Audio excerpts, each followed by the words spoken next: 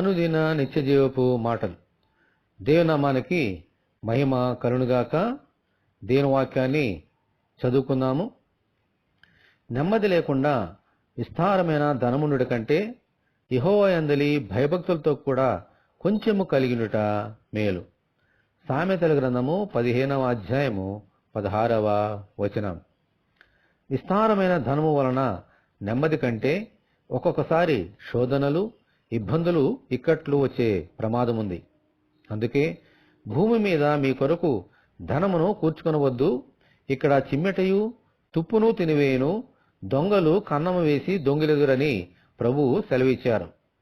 ఆ ధనమును ఎలాగూ కాపాడుకోవాలి, ఎలాగూ పెంచుకోవాలనే ధ్యాసలో నెమ్మదిని కోల్పోతాము. మన ప్రభువు మనకు తోడుగా ఉంటే మనకున్నది కొంచెమైనా ఎంతో సంతోషంగా నెమ్మదిగా ఉండగలుగుతాము.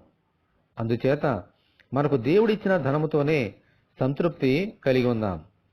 ప్రభువా, మీ చిత్తానుసారంగా మమ్మలను జీవించి ఈ లోకంలో నెమ్మదిగా ఉండునట్లు దయచేయమని మనమందరము దేవుని ప్రార్థన చేసుకుందాము.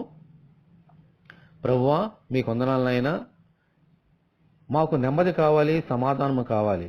అందుకని ఈ లోకంలోనికి మీరు వచ్చినారు తండ్రి. ప్రభువా, ఈ లోకంలో మేమేమి సంపాదించినా, ఎంత ధనము సంపాదించినా మాకు నెమ్మది రాదు నాయనా.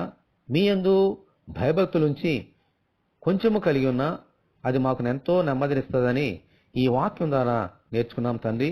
అటువంటి సమాధానము, అటువంటి నెమ్మది ఎల్లప్పుడూ మాకు అనుగ్రహించండి. మీ వైపే మేము మా దృష్టి ఉంచినట్లుగా సహాయం చేయండి. ఈ వాక్యం వింటున్న నీ బిడ్డలందరినీ దీవించమని యేసు అతి పరిశుద్ధమైన నామములో ప్రార్థన చేయుచున్నాము తండ్రి. ఆమెన్. ప్రభువైన యేసుక్రీస్తు కృప మనకందరికీ తోడై ఉండును గాక. ఆమెన్. పరిశుద్ధ దేవుని మందిరం.